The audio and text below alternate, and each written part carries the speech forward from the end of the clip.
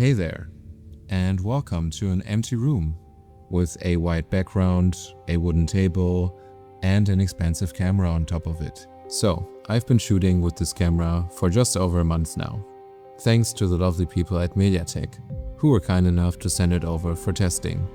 If you don't know them yet, they offer a wide range of video, audio and studio gear and are based in Cologne, Germany. If you want to check them out, there's a link in the description. There are already some incredible and deeply technical reviews out there. But in this episode, I really want to show you the footage that I've captured with this camera and tell you how it made me feel using a camera like this one. A true cinema camera, the Fujifilm GFX Eterna 55.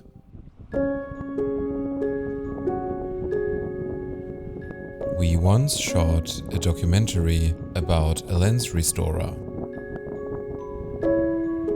During the interview, he has said something that has stuck with me ever since. He told us that it doesn't matter whether a lens is sharp all the way to the very edges.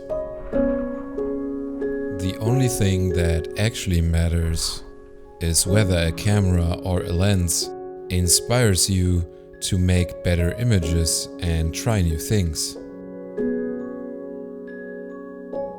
You simply cannot express that in technical data.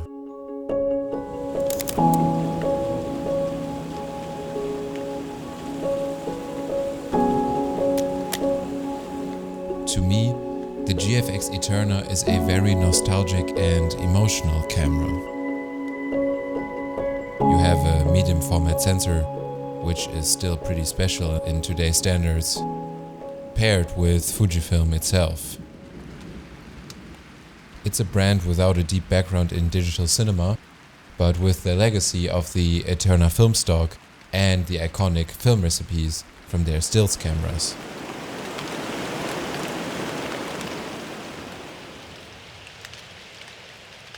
And then there's this lens, the 32-90.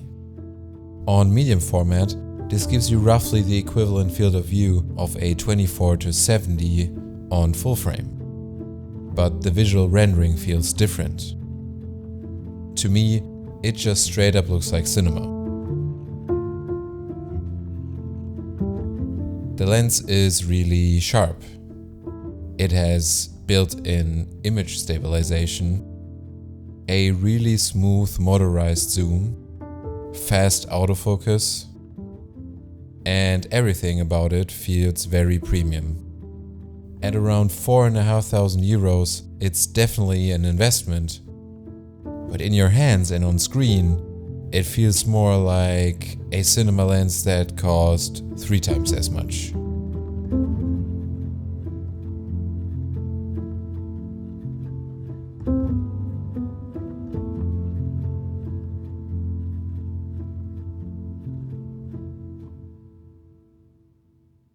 I took this camera on 2 separate hikes. The first one was in Switzerland, and you saw that footage in the intro.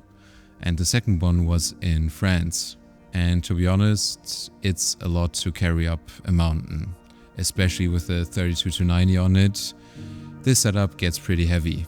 Now, it's not heavy for what it is, but this is still something to keep in mind if you want to make this your go-to documentary setup. Still, the results made every single step worth it.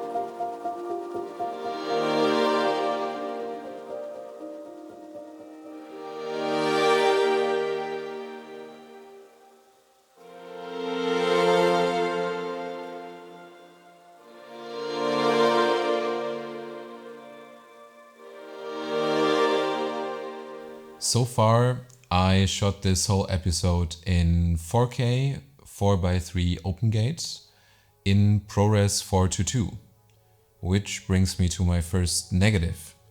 And that is that this camera doesn't record RAW internally.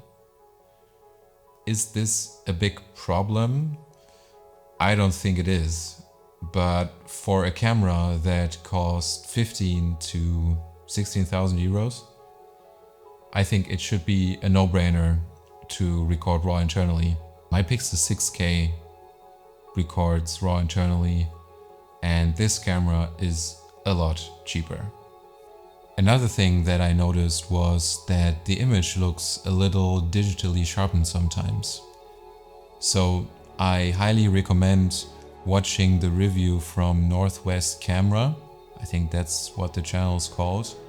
And they basically found out that there's some sort of internal sharpening going on. And the only way to get rid of it is by recording RAW externally. And again, if you pay 15,000 euros or more for a camera, you probably like to be able to turn that off inside the camera.